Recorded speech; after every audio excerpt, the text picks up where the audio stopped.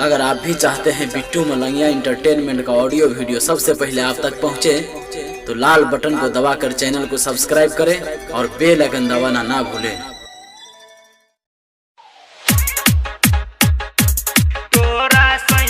पकड़ के हम छौरी अखन अपने सब सुन रहा छी बिट्टू मलंगिया एंटरटेनमेंट के।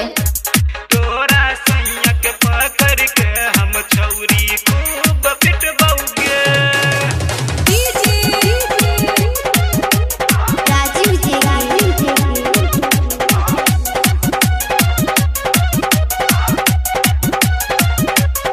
presented by DD Production House। प्यार तो के तू फसेला छौरी ठीक नहीं के लगे। प्यार तो के तू फसेला छौरी ठीक नहीं के लगे। हाँ हाँ ठीक नहीं के लगे। तोरा सैया के पकड़ के हम छौरी खूब फिट बउगे। तोरा सैया के पकड़ के हम छौरी खूब फिट बउगे। प्यार तो के तू फसेला छौरी ठीक नहीं के लगे। प्यार को के तू फसेला छौरी ठीक नहीं के लगे। हाँ हाँ ठीक नहीं के लगे। तोरा सैया के पकड़ के हम छौरी खूब फिट बउगे। तोरा सैया के पकड़ के हम छौरी खूब फिट बउगे। तोरा सैया के पकड़ के हम छौरी डीजे बिट्टू मलंगिया, डीजे बिट्टू मलंगिया, मधुबनी मधुबनी।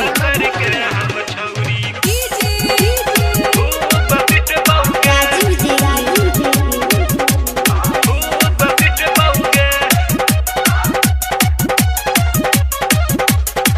तोहरा गई चक्कर में ता गले छलियो जेल में।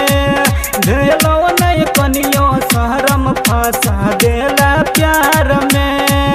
भेलो नहीं कनियो शहरम फंसा देला प्यार में। हाँ हाँ तोहरा गई चक्कर में ता गले छलियो जेल में।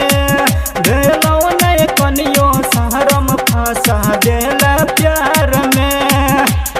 तोहर भैया और तू गए हमारा केस के लागे।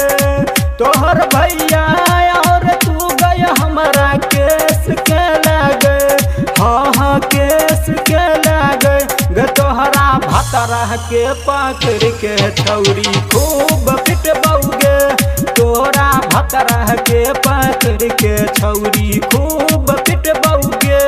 तोरा सैया के पकड़ के हम छौरी खूब फिट बउगे। तोरा सैया के पकड़ के हम छौरी खूब फिट बउगे। राजीव जी डीजे बिट्टू मलंगिया, डीजे बिट्टू मलंगिया, मधुबनी मधुबनी बथने के छौरा सब गए सीटी तोरा मारतो। गली गली में जाके शोरता उठे तो।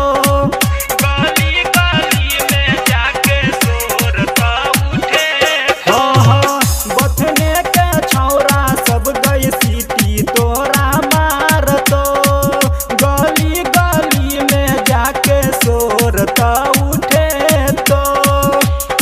सोहेल गाय के फांसा के छौरी ठीक नहीं के लगे। सोहेल गाय के फांसा के छौरी ठीक नहीं के लगे। हाँ हाँ ठीक नहीं के लगे। तो तोहरा भतरा के पकड़ के छौरी खूब फिट बउगे। तोरा भतरा के पकड़ के छौरी खूब फिट बउगे। प्यारी को के तू फसेला छौरी ठीक नहीं के लगे। प्यार को के तू फसेला छौरी ठीक नहीं के लगे। हाँ हाँ ठीक नहीं के लगे। तोरा सैया के पकड़ के हम छौरी खूब फिट बउगे। तोरा सैया के पकड़ के हम छौरी खूब फिट बउगे। प्यार तो के तू फसेला छौरी ठीक नहीं के लगे।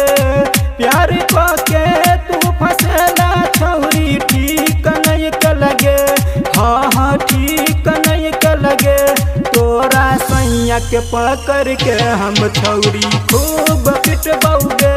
तोरा सैया के पकड़ के हम छौरी खूब पिटबौगे। Recording by DD production house Sakri 97 084 45 722।